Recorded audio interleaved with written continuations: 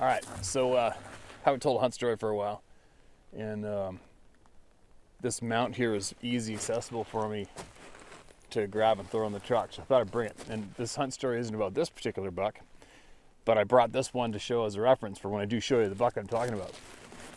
And this is Lillooet Lake behind me.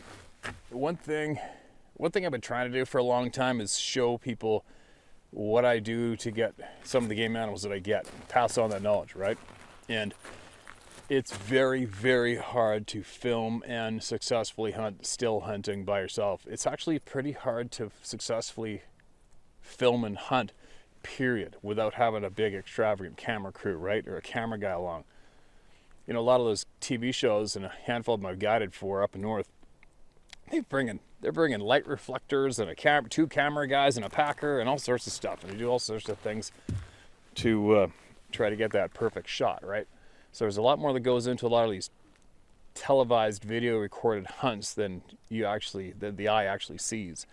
And I used to, for years, I'd hang a video camera around my neck, just like I would my binoculars, every single day to intentionally somewhat force myself to videotape stuff all day. And there's a pain in the ass. It is a pain in the ass to videotape stuff. And a lot of people I know, especially guides, they'll try to videotape stuff, but once they get caught up in the moment and things are going down, you throw the camera. Who cares? Let's get this animal. But I feel fortunate now, you know, years later, I have piles of footage that I've videotaped over the years, and it's a lot of fun. But even when I'm guiding, even when I've been in the north guiding full time for a few months straight, I've always said to myself, okay, this is it. I'm going to videotape an entire hunt from beginning to very end, and I'm going to capture everything perfectly. And that's been on my mind as a goal each season, and I've rarely pulled it off. Something always happens. You know, the video camera gets where the batteries wear out, or you forgot the camera, you forgot something, or the simple things like the tripod, or the tripod piece is on your spot scope and not on the camera, and then things are going down unexpected. There's just so many different factors that come into play when it comes to successfully videotaping a hunt. You know, it can be quite frustrating. Sometimes I like it so much I would just be the film guy at times and just stand back and film it all. But anyway, so this one particular hunt story I'm going to share, who was a handful of years ago, I don't know, 5-6 years ago or something. And I'd get home from guiding up north mid-October. October 15th is the last day of sheep season in British Columbia. Moose, October 31st, I think, but it's predominantly our last hunt's going to be a sheep hunter, sheep-moose combo, whatever. But either way, I'm usually done before the 15th, and then I come home. And then I start thinking about me and my hunting. Time to chase these guys, right? And what I typically will do, because I do know for me and my spots, October is not the time for me to get a big buck. It's just not. I typically am going to get a big hammer blacktail sometimes the first week of November, but typically it's going to be around after the first week of November till the first week of December. Is typically that window is when I'm going to go at it like a dog, because that is when I'm going to get one of these great big guys who typically come down out of the snow, unless I get real lucky and find where a monster buck is growing his antlers, and I can target him right off the bat early, and that's not too common. Believe me, not for me. So this one particular October, I get back from guiding, and now I'm going to do what I typically do is I'm going to go out and do the rounds. So I'm just going to go out, hike to all my spots. I might get up at first light, might not, and I'm going to put on my soft backpack because I'm not anticipating shooting anything, tagging anything. It's very rare. So I'll just throw my soft pack on my back, and I'll load it full of batteries, cameras, SD cards, my lunch, and my knife, and off I go. And what I will start to do is put out fresh batteries into all my cameras, and I'll put all my trail cameras in those real super sweet spots that I've already established this is the zones, and I'll put those cameras out early and get them going, and then I'll just have a little glance around to see what kind of signs kicking around on the ground, right? Just in case, you know, I don't absolutely go into it blind. I'm always looking for a sign of that big buck, because you never know when it's going to happen, right? So this one particular day, what was it doing? It was somewhat drizzling a little bit. I think it was probably October 18th-ish, somewhere around there. I could probably find out the exact date later. But and I'm hiking into my spot, and coincidentally, I had a video camera in my pocket. And what I was going to try to do that fall, I already knew the bucks that I'm after. And what I want to hopefully do is I'm going to either attach that video camera to my rifle and hopefully videotape as much as I can. Hopefully videotape harvesting a monster blacktail buck that way. And I as well found an old shelf bracket, and I punched out the drill hole bigger to fit on my stabilizer. Took the stabilizer off, put the shelving bracket in, put the stabilizer on, rebent the shelving bracket, and put a hole up through the middle, and I used that to screw onto to mount on this little Sony Handycam I bought just for that reason, right? So I've got that little camera in my pocket. Haven't fully attached to my rifle yet because it's not prime time. And I look on the ground, and sure enough, here is the sign that I'm typically hoping to see in November. And it's here in this one spot. And I'm like, oh, somebody's here. And he's beating the snot out of the place. And I had that video camera on me. So I thought, okay, cool. But maybe I will start to videotape exactly what I see and what I do leading up to tagging one of these big bucks. So coincidentally, I have all of the video footage that I took that day leading up to this particular hunt story that I'm sharing today with you guys. So to videotape those sticks that were left over, the shrapnel left over from the carnage, from what looked like a big buck had beat the crap out of these bushes. I'm like, oh, right on. And now I'm going into full predator mode. I'm not so much casually doing my hike with all my trail cameras, because I already know every single bed on this mountain. I know the routes, I know the beds, I know where the does typically hang out. I already got it down packed, and now I know there's a big hammer buck here, potentially, from the looks of these trees that are beat up. So I start slipping my way up the mountain. So now I'm first getting into this thick stuff from the very bottom, where I typically find a bunch of rubs, and I'm going through that zone, and I'm videotaping everything I'm seeing, and I'm videotaping how slow I would go, and I'm videotaping how long I would stand and stay frozen and look around. And here, I'll show you these clips in real time. This is exactly what I videotape. And I'm slipping through there trying to show exactly what it looks like to be, how slow I go still hunting, etc., what I'm looking for, and I'm carrying on up the mountain. And then I get up into those high bluffs. I got up into the high bluffs. I don't even know what time it was. I think it was around noon, probably past noon. This is definitely after noon. And I get up into the cliffs, I get up the mossy bluffs, and then I set up the camera. I get balanced on my pack, and I'm trying to show everybody how steep it is and what I'm looking at, and how I get up and sit beside a big fir tree, and then I get my call out, and I rattle the antlers, and I'll tip a can call, and then I'll sit there, and then I'll just silently wait and watch. And I made a videotape of that. And then I am videotaping what I'm doing, but at the same time, I am actually hunting while I'm making these videos right here. I'm actually looking around for potentially a monster buck that I know is somewhere around here. Early. He's there early. There's no snow on the ground. There's nothing. It's just damp, drizzling. So then I start slipping along through the bluffs after I made this videotape here, me sitting beside the tree. And I'm getting to a zone where I know there should be a few deer hanging out. I know of a couple does that hang out and bed up here all the time for the past couple years straight. And it's a real good spot to get a buck. It's also the exact same spot. I videotaped this great big huge 2-point right here. It's actually basically the same mountain I've shot a handful of real big bucks on, including this guy right here. Actually, I shot this guy as the crow flies, maybe 400 yards away from where all this went down. And I look up, I look higher above me, and here's a buck standing there staring at me. And he's probably about 300 away from me, maybe 250. And I'm looking up at him, and you can tell he's starting to get rutted up a little bit, and he's drooling. You can see he's actually drooling looking at me. Drool coming out of his mouth. So I videotaped him, and I'm watching him. Now I'm thinking, okay, sit here and wait. And I'm going to sit and wait and watch this guy. See if he's hanging out, see if there's a doe around him, what's he doing, right? And he's a young buck, and those young bucks typically aren't going to be too far away from the action. So I took note of that. I'm like, all right. And I forget, we'll be able to look on the videotape. I haven't looked at it for a while, but I think his ear went back. Whatever he did, something about that buck told me to gear right down, slow right down, and slowly slip along. And I just had a feeling there's going to be does, and if there's does passed behind him on the direction I'm going, because they didn't run into anything at all coming from the direction from the left, and I'm looking up, so now I know the untouched zone is still ahead of me, and he's on the edge of it, right? It's the first year I've seen, so now I know if the big buck that is making the rubs down the bottom is still here, he's probably again has a real good chance he's going to be up above me in front of me there. So he leaves. I gear right down and slow him right down, and I'm slowly creeping along those mossy cliffs.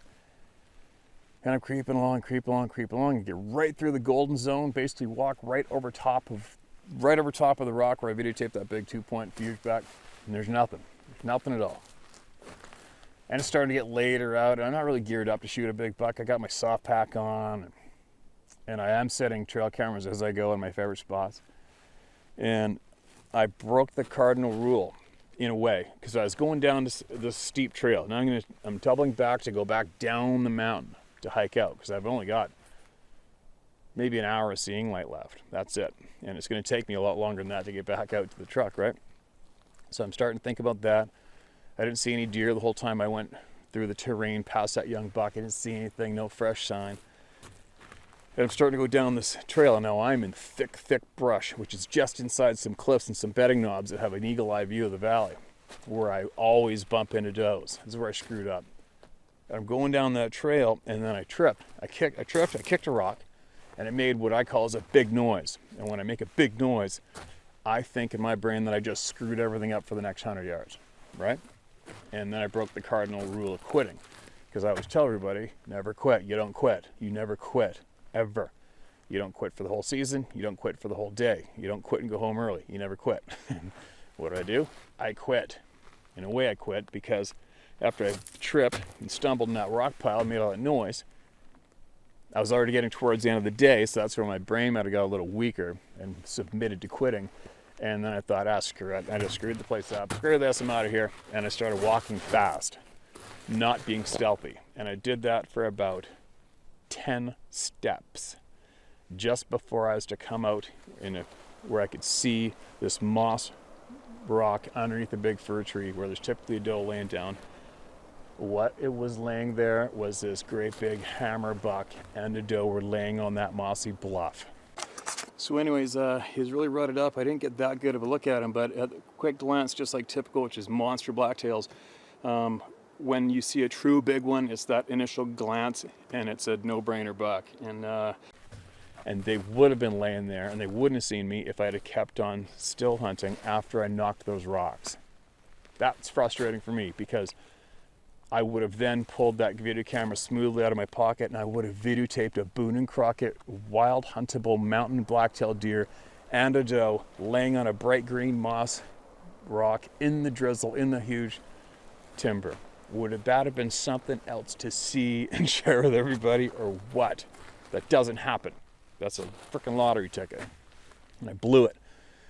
And I didn't get a good look at him, because so the doe blew off. I'm facing downhill on the mountain. The doe blew off to the left, he blew off to the right, and I just saw a quick glimpse of him, and all I saw was the back fork and the base. That's all I needed to see. Because my brain, my eyeball registered it as, holy shit, that's a monster buck. I didn't even hesitate. It was instant flick the safety off, and he jumped off the pinnacle rock at 50 with the doe. She zigged left, he zigged right, and she stayed in my field of view for 2 jumps. If he'd have went behind her, I would have had him, and it didn't happen. He did what big bucks do, and he went to the right. I didn't know what he had for points or anything. I just knew that was a great big mature buck. But I knew that they hadn't seen me, and I knew he didn't see me. She didn't see me either. It was me, the movement, the noise of me wildly walking, triggered them to blow up off the bed. She bolted, he bolted in opposite direction. But I knew they didn't know it was a human being. I knew they didn't know it was an actual predator. I knew it was just the sound that spooked them. So I knew better to not go running out ahead. I knew just to sit tight, don't move, because they don't know it spooked them. And they're going to be very alert if they stop running, and they're going to be focused back on their back trail, right? So now I'm sitting there, and I can smell them. So I walk down to that mossy rock where they're sitting, and their beds are there, and he was humming. He was rutted right up, as typically the first ones to rut it up are the big, mature, older bucks. They start to rut first anyway, right? So now I've got, what do I have now? I had 1 trail camera left, and I wanted to put that trail camera on the tree facing these 2 beds and leave it there, because I'm thinking, typically when you blow a buck like that up out of the thick brush, you're not going to get them. So I'm sitting there letting them cool off. I'm trying not to move. I'm running out of daylight, and then I'm thinking, okay, man, I gotta put this trail camera right here. At least I'll get them on trail camera, right? That'll be freaking awesome, especially if they both lay down right in front of the camera again on that mossy bluff with all the mountain view. It'll be awesome. So I go to set the camera, no SD card in the camera. I'm like, you gotta be kidding me. No SD card in the camera. And then I'm trying to make a decision. Well, I can take the SD card out of the video camera that I have right now, and I can put that in the trail camera and hike out after that. But then I'm thinking, well, what if I do that, and then all of a sudden there's that big buck, and I don't have the SD camera in the SD card in the camera. Thinking, shit, what should I do? What should I do? Damn it, you know. And I'm like, okay, screw it. I'm not going to see this buck again. So I put the SD card in the trail camera.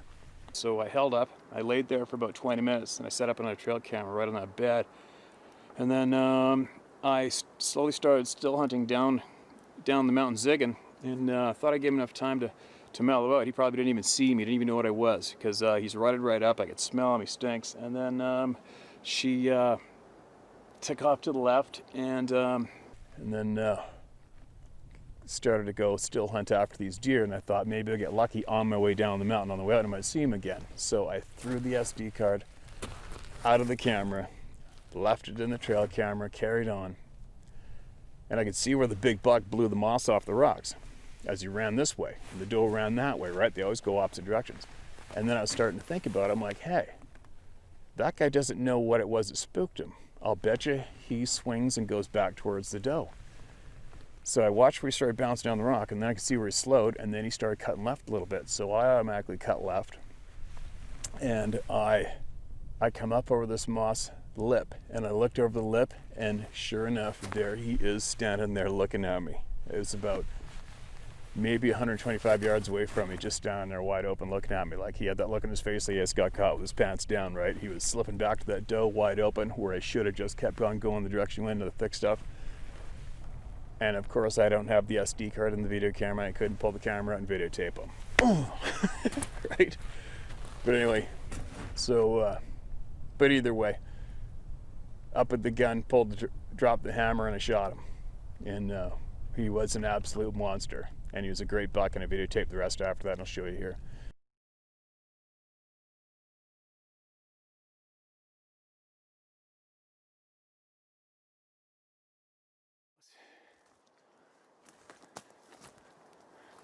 Oh, he's a big one.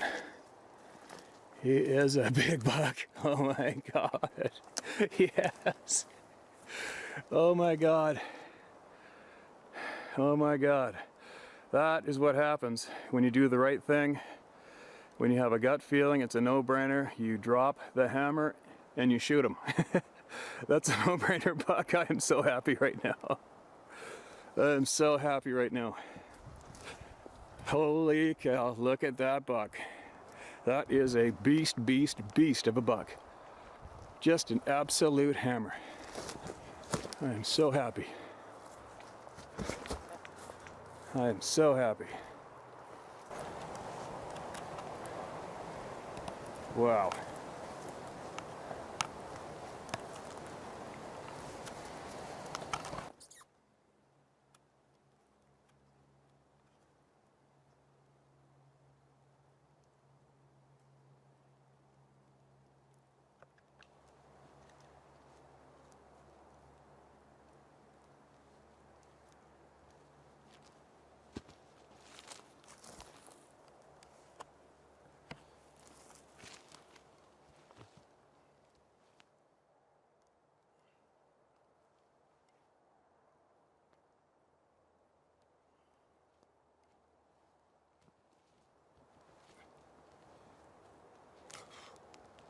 Big buck. Here he is. So here he is. This is the buck that I got. He's a great big, huge, wide, heavy, monster base, wicked frickin' blacktail buck, right? He's awesome. And he was very heavy to pack out. I chopped all the meat off, put it in that soft pack, and packed him out in the dark. But I got him out, and it was pretty exciting. But so there you go. So I guess what the moral of the story is never quit. Right? No matter how much you think you may have screwed up, or you possibly screwed up your spot, you're hungry, it's late, it's time to go. Kind of sucks anyway. It never sucks. It never sucks, and you never quit, and you hunt thoroughly and correctly and properly from the time you leave that truck to the time it gets too dark to see out at night. And so there you go. That was a very, very exciting day.